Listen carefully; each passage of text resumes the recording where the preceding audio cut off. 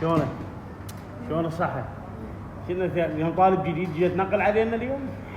شلونك واقعة؟ على نحمد سلام. شنو عم يشوفونا واحد ريال اليوم ضايجين.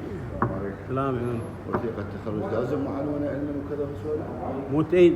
مو شرط اذا معدل ام المعدل تريد عند درجات وهاي. في باركود. اي باركود طبعا. لازم لنا اي مثل تريدها علما.